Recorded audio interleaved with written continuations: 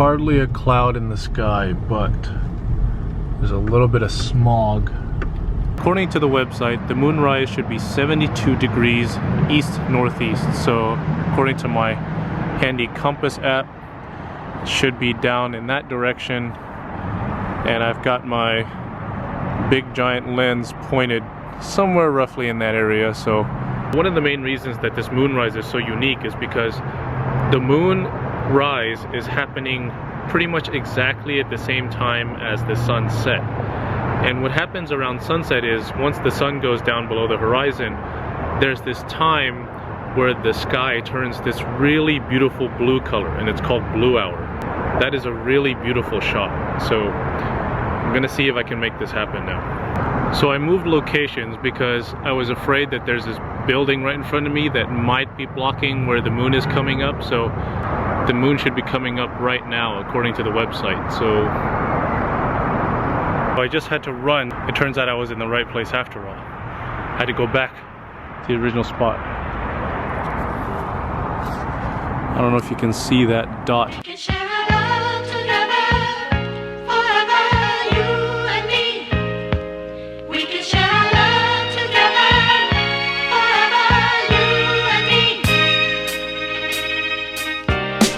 So it's Wednesday right now. I'm working really hard on getting all the details ready for my store launch, getting packaging ready, getting things designed. There's just so much to do, and I'm only 2 days away from the deadline that I gave myself to launch the store. I was a little bummed out because I was getting some flack from people saying that, you know, they've been waiting for the store, what's taking so long, getting kind of impatient.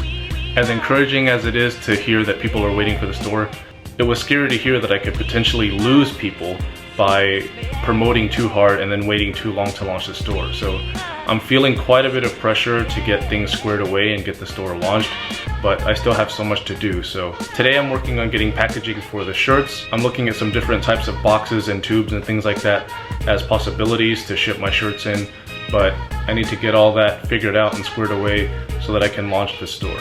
What I also need to do today is take some more photographs for the store, photographs of the products to put on the store to showcase the products. Oh, and I also have to edit this vlog at some point. Too much stuff to do. Kind of freaking out.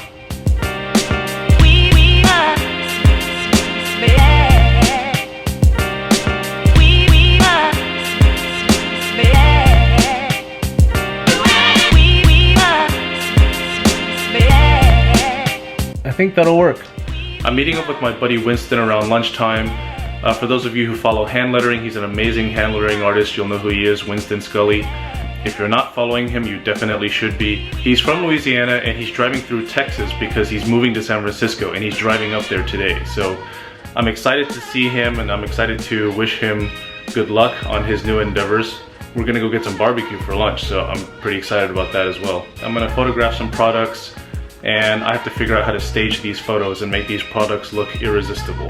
And by the way, if there's like a wide shot of me and you see that it looks like I'm wearing tights or like yoga pants or something, I'm wearing compression sleeves on my legs because I played basketball last night for the first time in almost a year. The compression is supposed to promote blood flow and improve the recovery time. This is what you have to go through when you're 35 years old and you've had 2 knee surgeries and you want to still continue playing basketball.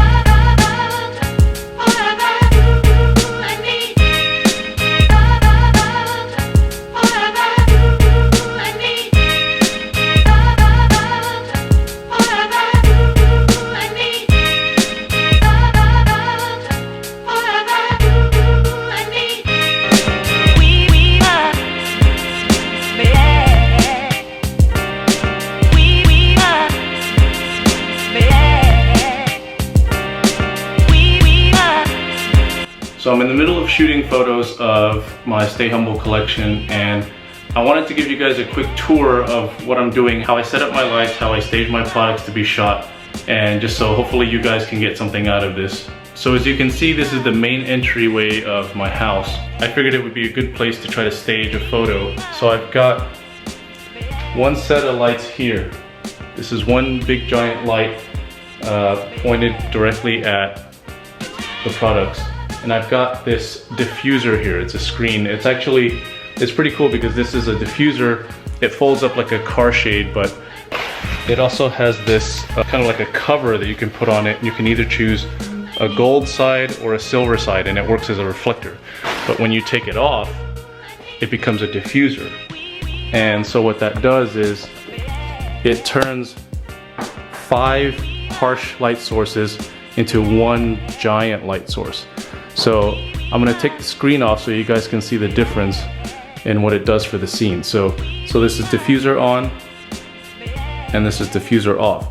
And it may not look like a huge difference. If you can see, I don't know if you can see the shadows. Watch the shadows behind the frame there. So this is with the diffuser on, this is with the diffuser off. See how much harsher those shadows became? I'll do it again. On, off. Watch behind the lamp. On, off. See how it just softens those harsh shadows? So that's why you see a lot of soft boxes and things like that when people do photo shoots, because it diffuses the light, so it makes for a much more pleasant photo, essentially. See, off, on. So you may be asking, well, you're losing light when you put the diffuser on. Brightness you can compensate for. You can change exposure on your camera, or you can just add more light. But harshness is something that you cannot really fix. Especially in post-production. If your shot is too dim in post, you can always increase the exposure just a little bit, but it's much harder to soften shadows in post. So aside from this big light source here, pointed straight at the products, I've got this little light here, this little utility light. It's serving as a bounce light. So it's bouncing off the wall here, and it's just kind of filling up the entryway, and it's bouncing the light back onto here. No bounce, with bounce. No bounce, with bounce. So it's very subtle in its effect, but it does fill in the light just a little bit. And so finally I want to show you guys this staging here, and I want to emphasize that it is important to get your items on the table and arrange them in a way that looks good, but then when you find your angles inside your camera, when you're shooting with the camera, everything looks completely different. So you may notice here that everything looks jumbled up to one side. Well, it's because I was shooting from that side, and my angle made everything look too dispersed. Everything was spread out. So what I did was I gathered everything, and I kept looking through the camera and finding bald spots in the shot and moving things to fill it. So let me show you. So this is what the scene looks like. Now I was essentially shooting from something like this, but I had a telephoto lens on. Everything was very close. So let me show you the resulting shot. The camera will focus here. So this is the resulting shot that I got. So you can see I had to do a lot of moving things around to make sure that everything was perfectly placed. So if I were to spread this out more evenly on the table, you know, let's say something like this, and this print is not there, for example, and so let's say I have something like this, right? So when I want to take the shot like this, it looks like stuff is missing. There's a bald spot here, so you kind of want to fill that in, and then this is a little bit bald, so you can fill that in, and then there's a big blank space here. There's just darkness here, there's nothing there. So when you add that in there, now you've got that space filled. So, and I'm not saying that you have to fill in every space in your photo when you're taking a photo, but in this case, I wanted to make the photo look a little bit more busy. So it took a bit of movement and finagling to get everything to fill the space.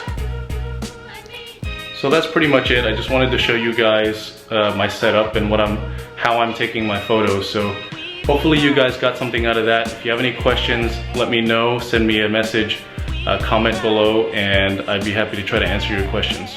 I'm getting ready to drive over to the barbecue spot where I'm meeting Winston. So aside from being an amazing hand lettering artist, calligrapher, and type designer, Winston is also hilarious and super fun to hang out with. There was this one time when we were hanging out at Circles conference in Dallas.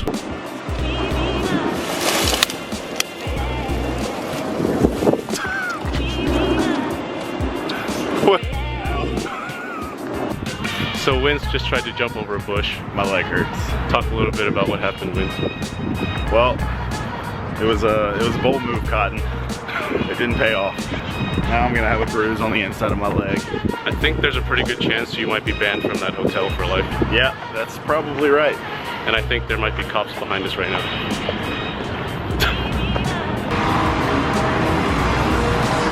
So I'm here, but Winston's not here yet. What up? Good to see you.